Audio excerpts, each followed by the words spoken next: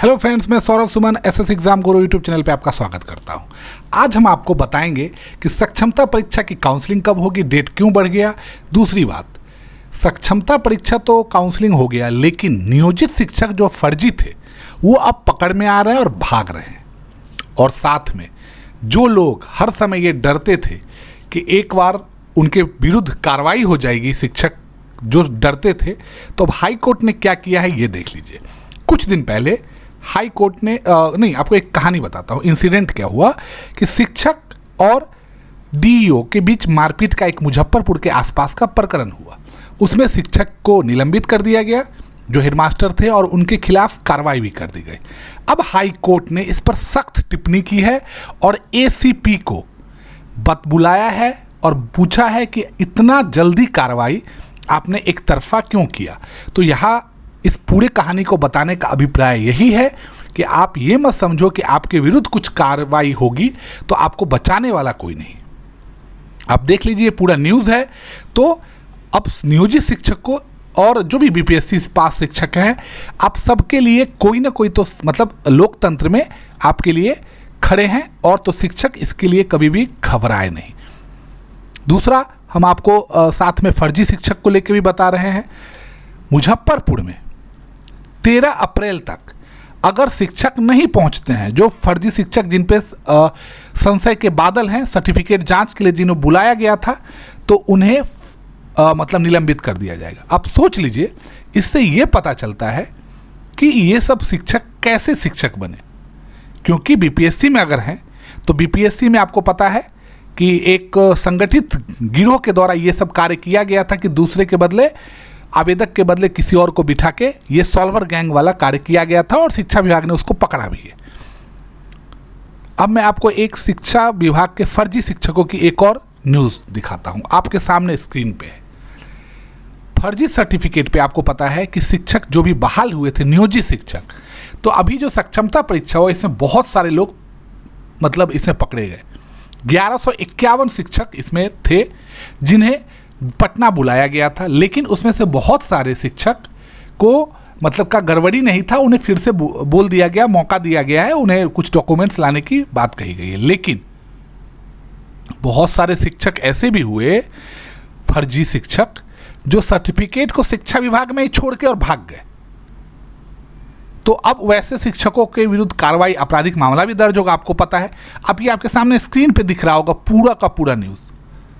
तो सक्षमता परीक्षा का एक फ़ायदा तो आप लोग के सामने यही हुआ कि फर्जी जितने भी शिक्षक थे वो अब गायब हो गए, और बहुत सारे ऐसे हैं जो अभी भी बचे हुए हैं, तो उन्हें भी सरकार पकड़ने के जुगत में लगी हुई है। अब आते हैं मेन मुख्य मुद्दे पे। आज का मुख्य जो मुद्दा है कि सक्षमता परीक्षा की काउंसलिंग कब होगी। रिजल्ट तो होली के पास हो गया, लेकिन चुनाव आयोग ने, हम आपको बदले भी बताए थे कि चुनाव आयोग जब तक डिसीजन नहीं देगा तब तक काउंसलिंग नहीं होगी, और चुनाव आयोग ने डिसीजन दे दिया कि आप अभी नहीं कर सकते हैं सक्षमता परीक्षा की काउंसलिंग। आप शिक्षक वाले मुद्दे से कोई भी काम नहीं कर सकते हैं। अब आपको ये पूरा न्यूज़ मैं एक पेपर का कटिंग के हिसाब से बता रहा हूँ।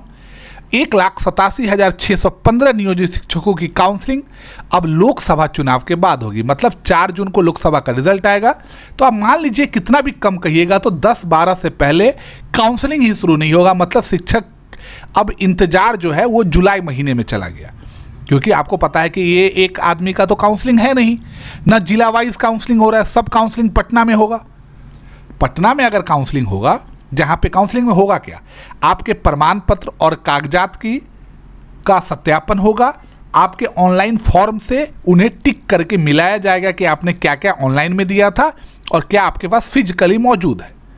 उसके बाद आपको रैंडमाइजेशन जिला के हिसाब से, जिला में पर जिला आपको रैंडमाइजेशन सॉफ्टवेयर जो है, रैंडम सॉफ्टवेयर वाला, उससे आपको आपके विद्यालय में, नए विद्यालय में पोस्टिंग मिलेगी। और पोस्टिंग मिलने के बाद अब आपको उसी दिन से राज्यकर्मी, जिस दिन आप ज्वाइन कर दीजिएगा उसी दिन से आपको राज्यकर्मी का दर्जा मिलेगा। अब ये जो न्यूज़ है ये मैं आपको कुछ वेरीफाइड जो शिक्षक मंच के लिए सदैव काम करते हैं उनके ट्विटर हैंडल से भी बताता हूँ। 19 अप्रैल से काउंसलिंग की अनुमति मांगी गई थी, जिसे अब रोक दिया गया है। अब लोकसभा चुनाव के बाद होगा, तो अभी लोकसभा चुनाव में आपको पता है 2 महीने का टाइम है ख़त्म होने में। तो तब तक डेट के लिए अभी माथापच्ची नहीं होगी। चुनाव आयोग ने काउंसलिंग, मैं आपको ये पूरा, और ये बिहार एजुकेशन डिपार्टमेंट का एक ट्वीट पे जवाब है। एक पीके करके हैंडल है जिन्होंने सक्षमता क्वेश्चन किया था कि सक्षमता परीक्षा पास नियोजित शिक्षकों के काउंसलिंग डेट जारी किया जाए, जिस पे बिहार एजुकेशन डिपार्टमेंट का ट्विटर हैंडल ने लिखा है कि आदर्श आचार संहिता की समाप्ति के बाद काउंसलिंग की तिथि जारी की जाएगी। और आदर्श आचार संहिता तब समाप्त होता है जब रिजल्ट का पूरा डेटा राष्ट्रपति को सबमिट किया जाता है। मतलब कम से कम 10 जून तक आप ये मान लीजिए कि आपका कोई भी सक्षमता परीक्षा को लेके काम नहीं हो पाएगा। मतलब पूरा का पूरा TRE-3 भी लटका और सक्षमता परीक्षा का हर एक डॉक्यूमेंट्स, मतलब काउंसलिंग, ये सब अब रुक गया। अब मैं प्रधानाध्यापक और प्रधान शिक्षक का जो न्यूज़ था, मतलब जो पेपर होने वाला है, उसको लेके भी बताता हूँ। 15 जून के बाद ही उनकी भी परीक्षा होगी। उनका भी परीक्षा अब 15 जून के बाद होगा। BPSC का लक्ष्य है कि 25 जून तक परीक्षा ले ले। प्रधान शिक्षक के लिए कुल 1,21,000 आवेदन जमा हुए हैं और टोटल बहाली है 40,247 पदों के लिए प्रधान शिक्षक के लिए, और प्रधानाध्यापक के लिए 22,000 आवेदन जमा हुए हैं, और प्रधानाध्यापक के लिए 6,061 पदों पे बहाली है। आपको पता होगा कि जो नियोजित शिक्षक 8 वर्ष तक सेवा दे चुके हैं वो प्रारंभिक में हेड टीचर बनेंगे और माध्यमिक में हेड मास्टर बनेंगे। तो अब उनका परीक्षा भी 15 जून के बाद होगा। अब सोच लीजिए कि बिहार में 15 जून के बाद सक्षमता परीक्षा की काउंसलिंग होगी, HM और प्रधान शिक्षक का एग्ज़ाम होगा या TRE-3 होगा। अब आप सोच लीजिए अब किसको प्रायोरिटी मिलेगी, ये तो BPSC और शिक्षा विभाग डिसाइड करेगा।